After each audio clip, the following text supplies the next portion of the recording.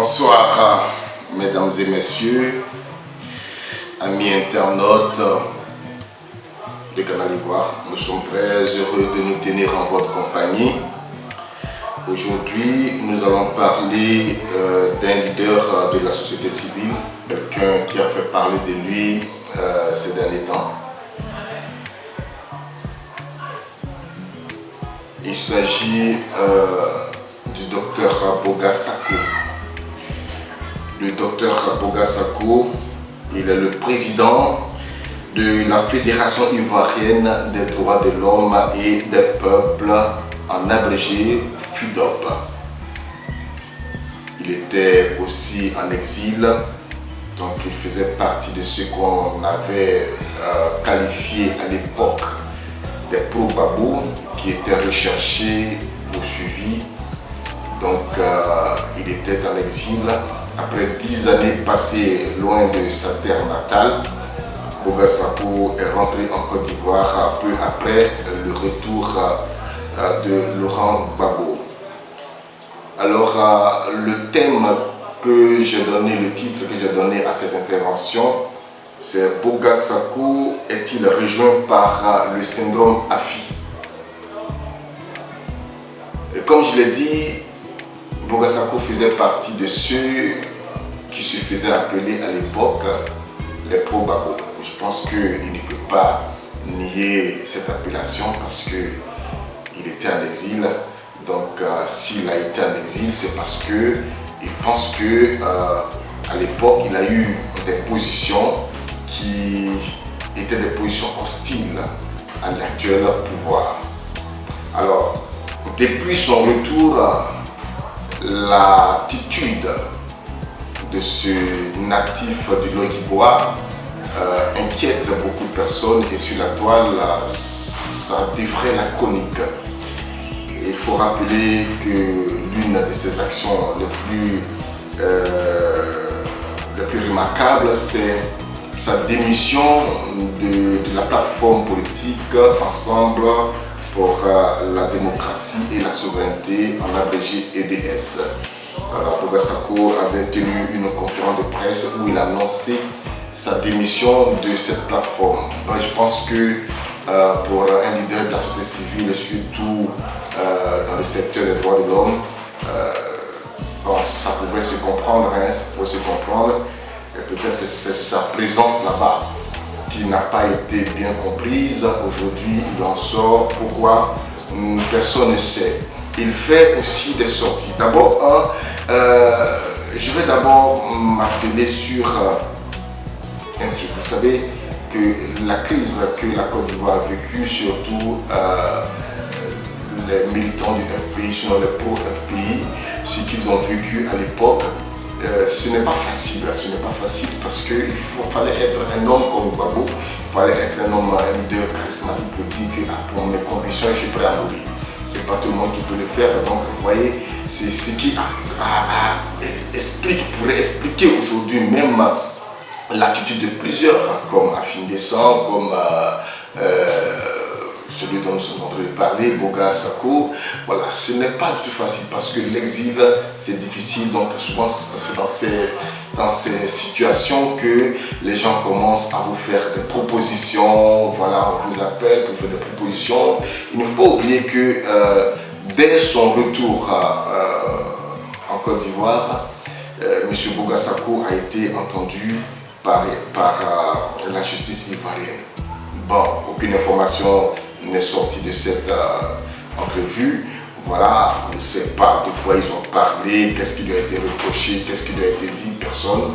Mais déjà, son attitude peut laisser, c'est-à-dire sa reconversion à 180 degrés, peut laisser beaucoup de suspicions. Est-ce qu'il n'y a pas peut-être des menaces, il n'y a pas peut-être des propositions qui lui ont été faites pour que ce juriste-là puisse aujourd'hui avoir une sorte de démarche qu'on pourrait appeler une démarche de crabe.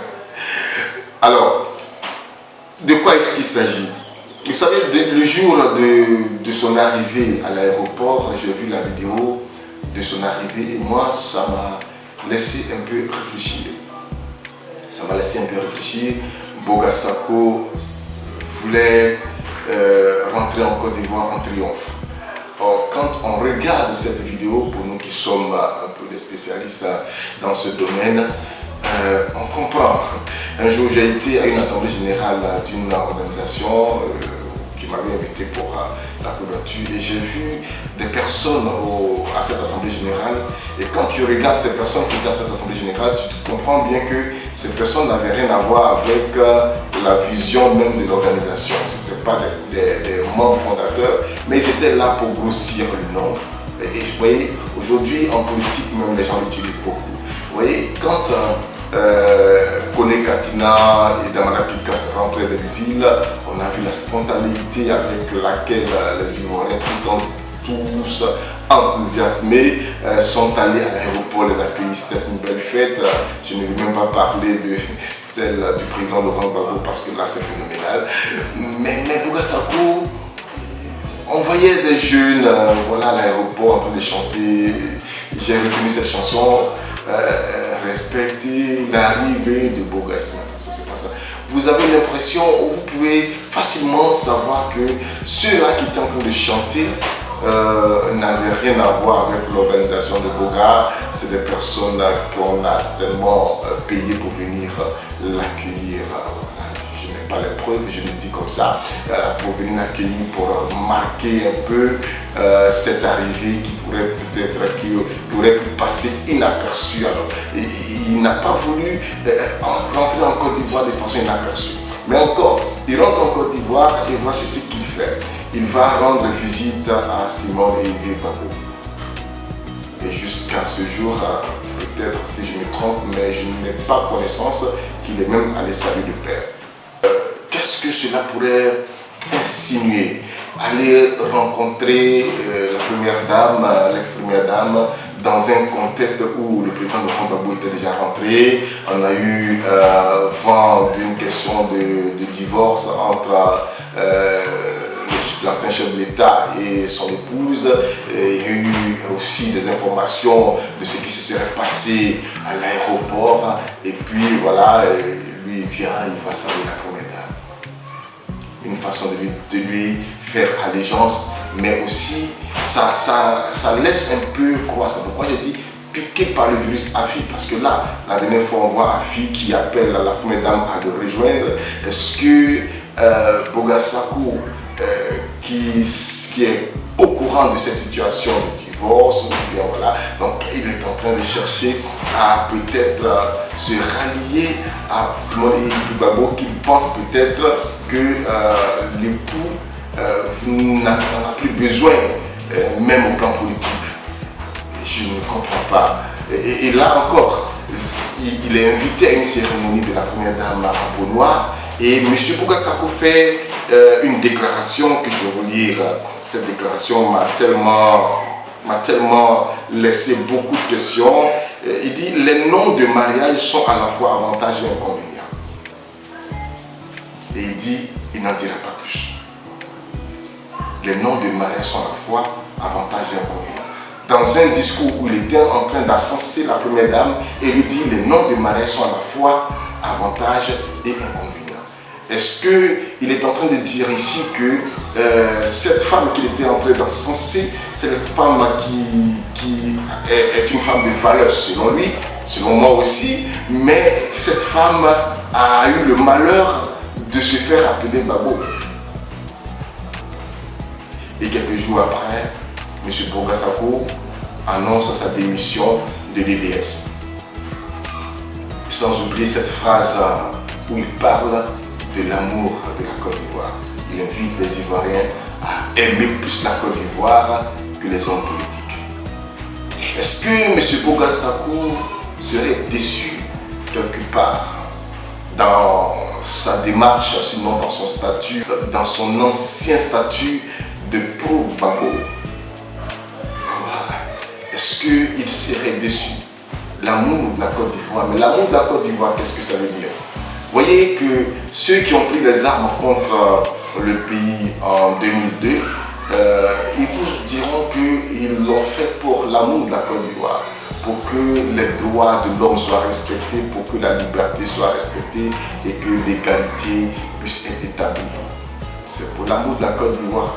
Mais ils ont pris les armes et il y a eu des morts. Ceux qui ont pilonné et ceux qui ont cautionné le pilonnement de la résidence présidentielle, sachant qu'à l'intérieur il y avait des Ivoiriens, le chef d'État et ses collaborateurs étaient dans ce bunker et qu'ils ont commencé à pilonner cette résidence, ont dit le faire pour l'amour de la Côte d'Ivoire. Et il y a eu des morts. Alors l'amour de la Côte d'Ivoire, je crois que l'amour de la Côte d'Ivoire, en réalité, c'est ce qui se passe dans l'esprit de chacun. L'amour de la Côte d'Ivoire, c'est chacun a l'amour de la Côte d'Ivoire, qu'on soit RHDP, PDCI, FPI, tout le monde, même la société civile, les hommes religieux, et voilà. Et tout le monde aime la Côte d'Ivoire, mais chacun avec la vision qui est la sienne pour pouvoir aller. Il y a des gens qui utilisent des armes, il y a des gens qui utilisent le droit, il y a des gens qui utilisent la politique, il y a des gens qui utilisent voilà, tout ce qui est en leur pouvoir pour pouvoir arriver à l'amour de la Côte d'Ivoire. En fait, pour dire que cette phrase belle de M. Bouga Sako, elle est belle certes, mais elle n'est pas claire. Elle n'est pas claire. Elle ne définit pas tout. Tout le monde aime la Côte d'Ivoire. Vous, Bouga Sako, vous aimez la Côte d'Ivoire. Et si, en le disant, vous parlez de quelqu'un, je vais dire que cette personne dont vous parlez, je ne sais pas de qui, mais cette personne aussi aime la Côte d'Ivoire. Alors si toi aussi tu aimes la Côte d'Ivoire, allez, il faut partager cette vidéo. Je sais que tu l'aimes et tu veux que la paix advienne dans notre pays. Canal Ivoire, nous sommes ensemble.